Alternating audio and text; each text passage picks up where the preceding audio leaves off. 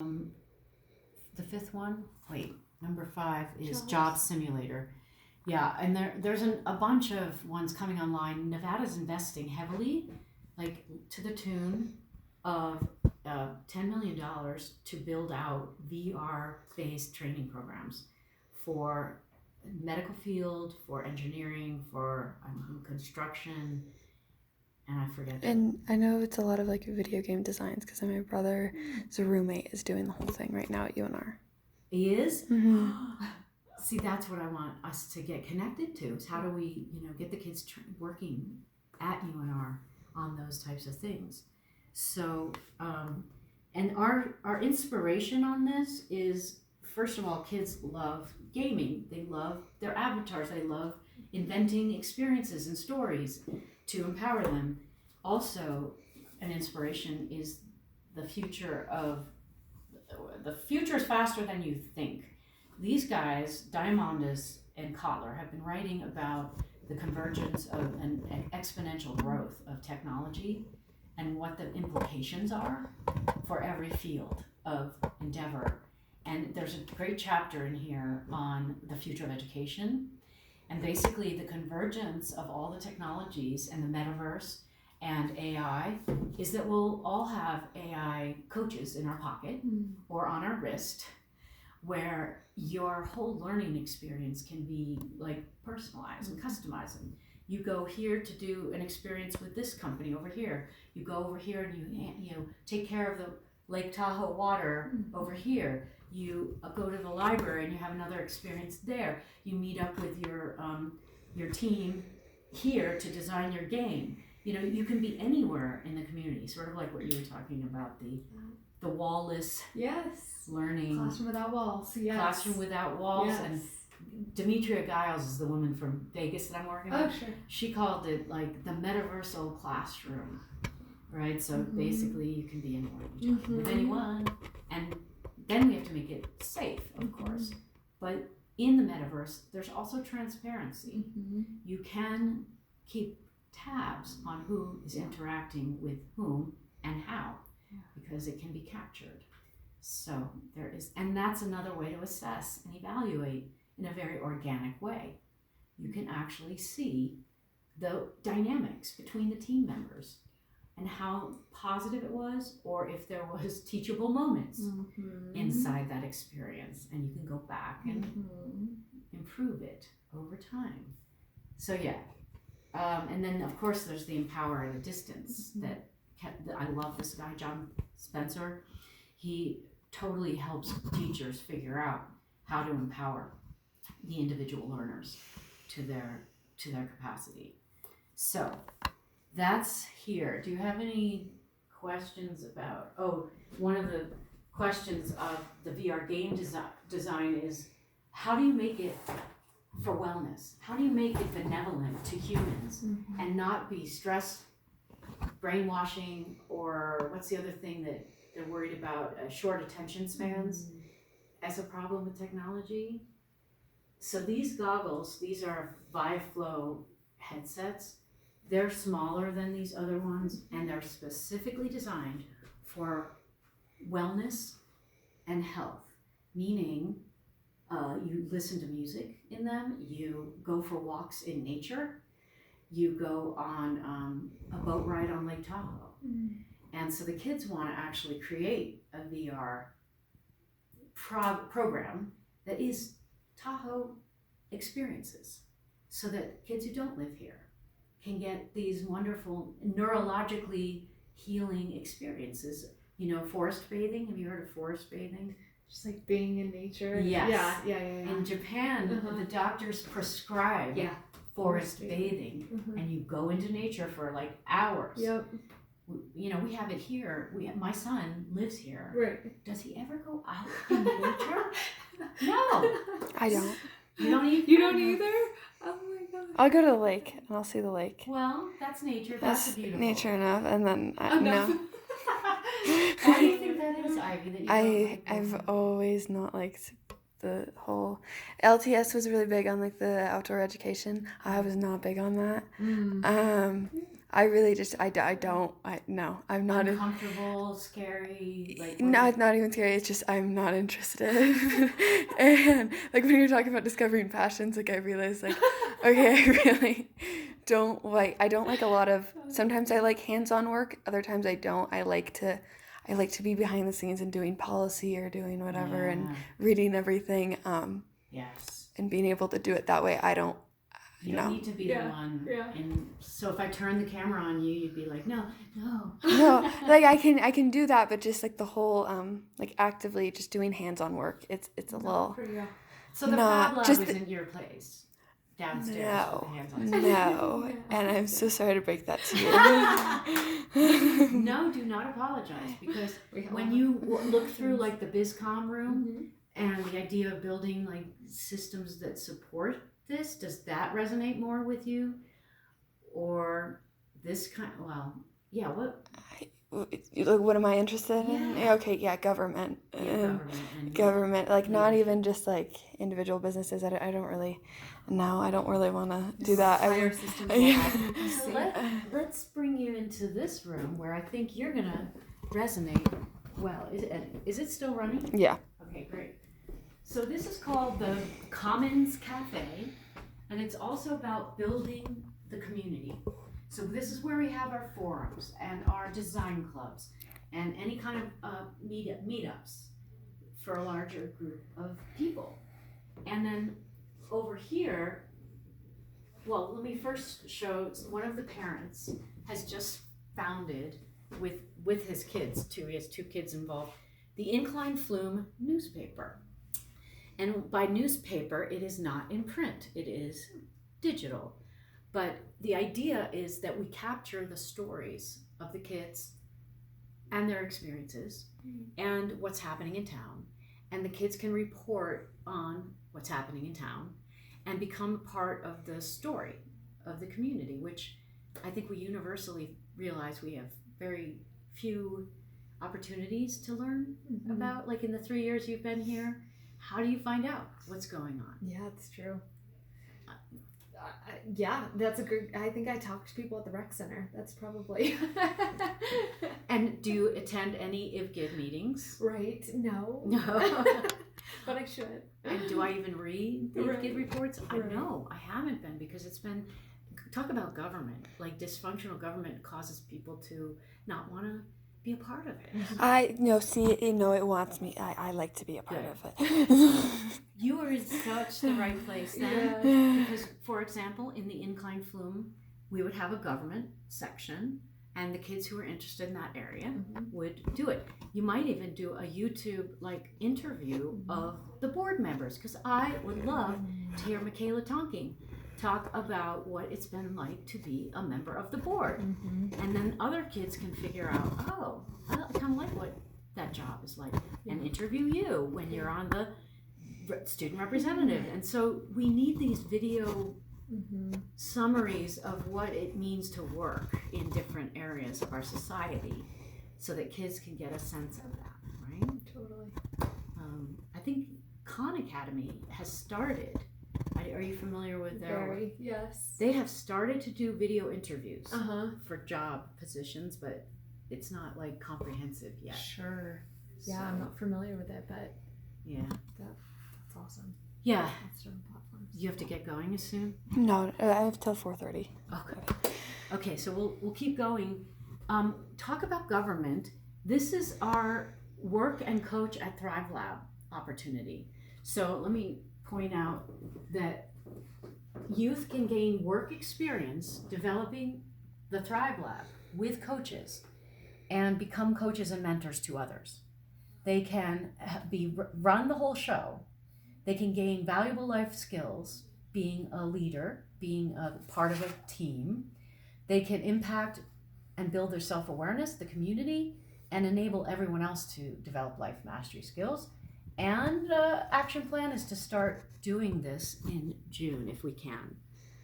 What is cool is we have I showed you in the BizCom room, the crew and the studios, and then there's the project management. You can oversee a whole project and be the responsible leader for do we need more equipment? Do we need more supplies?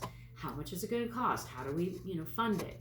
So all of those decisions can be, worked through the project.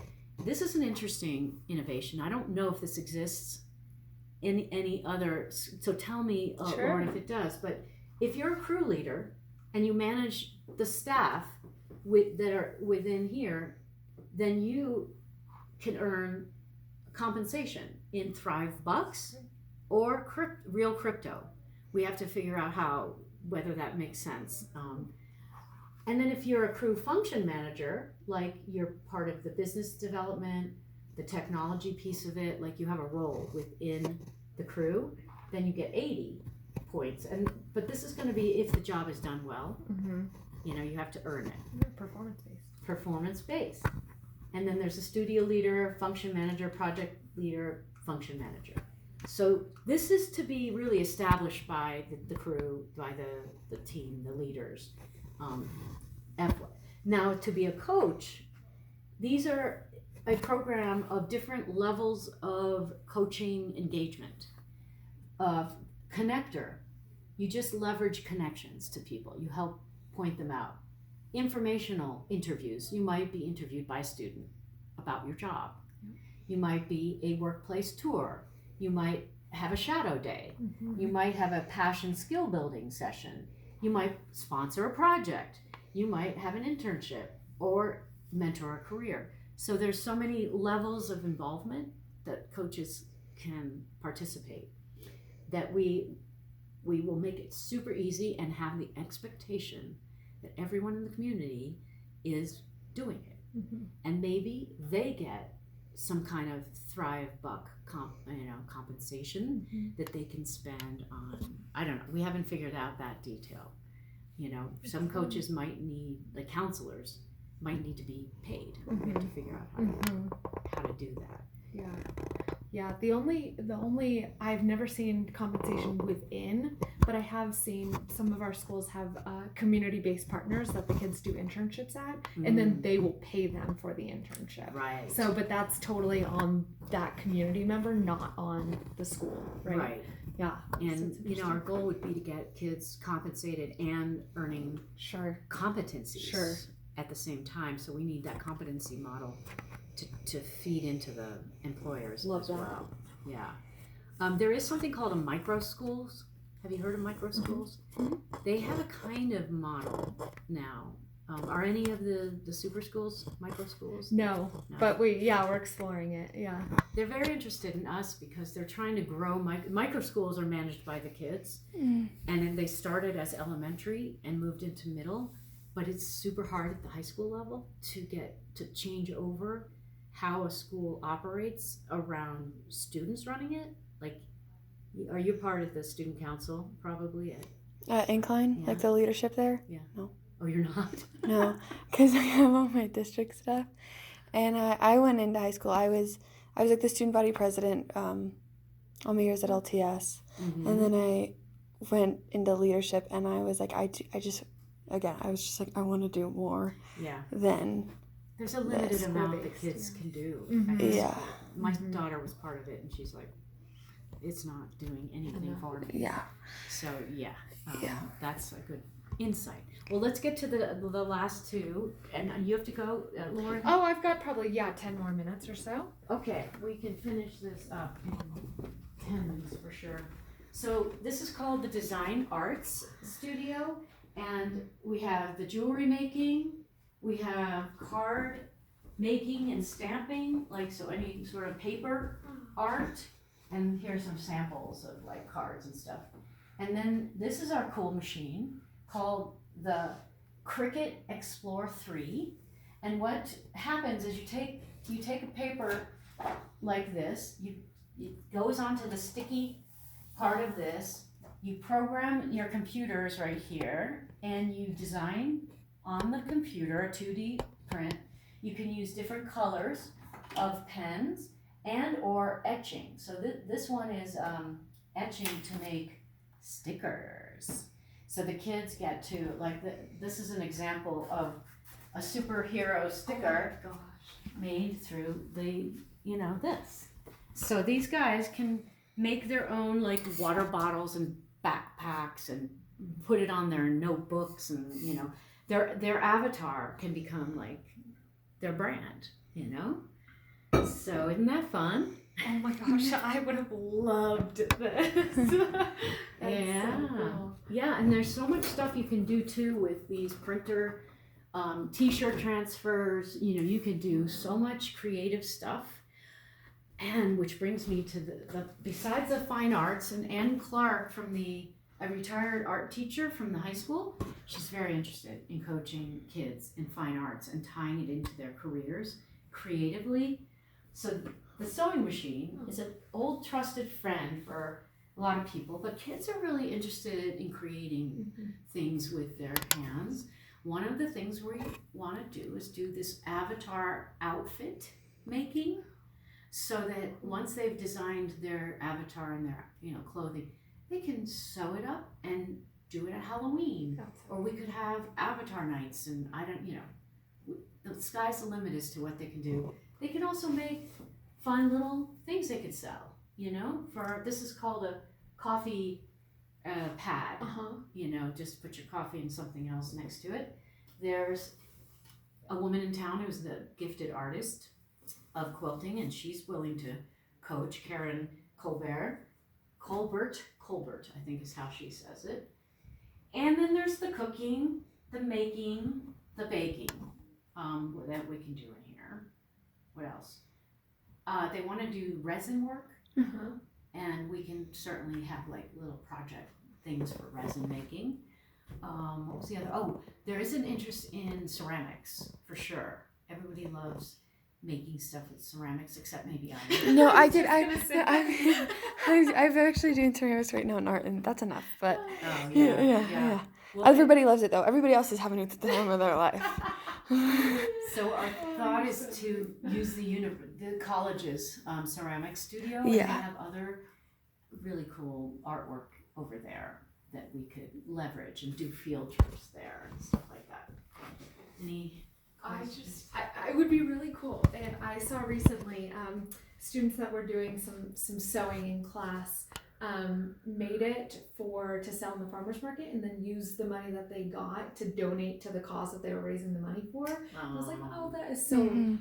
There it is. Yeah, there it is. That's that what could we be need. exactly. And There's some inspiration. exactly, and you know, we want kids to start up. Rooms over here. Yeah, this is the final room. So selfpreneur and flow and flourish. So the flow and flourish concept is come in here, stretch, get your back. This is a inversion machine. The kids actually really enjoy it. You hang by your knees and you hang down there and you stretch the whole back out. And like these kids are like, have not been inverted. Like, yeah, they go to bed flat, but do they invert and get the blood flow to the head, which is so important for us? And then learn to do moves that open up their joints, because kids, if they don't do stretching, they can get super tight. And, you know, especially these athletes who are doing rigorous muscle building. My son is like one of the tightest muscles, and it shows up in his pain in his ankles and his legs.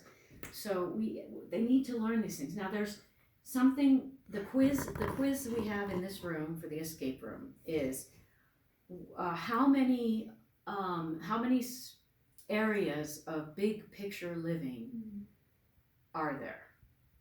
So if you think of big picture living is somewhere here or somewhere next to you. Yeah, so right here. So there are 6, 7. Well, actually, yeah, this one is just the 6 measures overview, but these are the 6. And what this program was developed by the Big Picture Learning Organization, which is national about project-based learning. They have schools, yeah, Big Whole Picture schools, yeah. Absolutely. And Tierney Cahill, the principal, has trained with Big Picture Learning and is very interested in this. And I shouldn't say this, because the internship model and the project-based she's very interested and has trained with Buck and done it at her previous schools, but not at the high school level.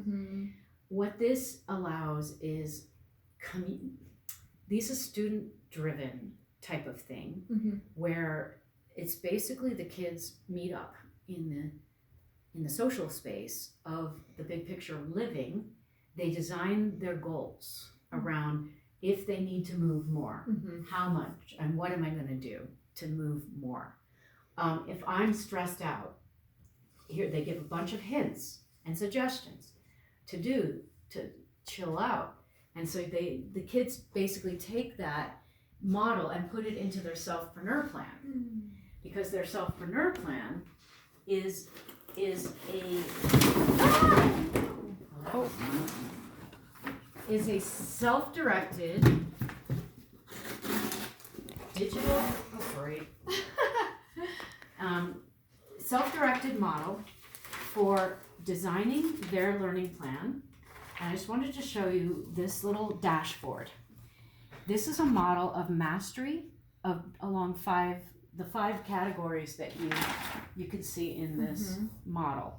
And so they discern, and with their peers and with their advisors and their coach team, they discern which level of self-development are they and where they're working to grow. And so each one of these categories, I'm working on this, I'm working on this, I'm working on this. And they will then have a goal of when they're going to achieve it, what they're going to do to achieve it through their projects, and then be able to add that demonstration to their portfolio. So the goal is and then they add in their health and wellness. There's like 35 metrics that we have when you flesh these out. And one of the sections is physical creator activist, which is vitality and beauty of the body, actions, and objects created. So their body health, their mental health would come in with the scientist scholar. Their emotional health comes in with the community builder. The innovative designer is that visionary kind of, who am I, what am I, what's my future look like, which we totally don't think about in our current systems of evaluation. And most important, on the top, is how am I learning how to learn? How am I learning how to grow? How am I learning to be the best person I can be? So that's kind of our flagship, right up there on the top. And then it's a 9-step process to get to my future story and my portfolio. Are there any questions about this whole concept? Like, this is where school focuses, academic, a little bit of sports, athletics, some CTE. But as far as talent development, art mastery, passion mastery, creative mastery, and mastery of the body, we really are short on those, so we want to fill it out. Does that make sense? Yeah. Yeah? It does. It's awesome. Well, thank you for going through the whole story. I'm gonna stop now. Yeah.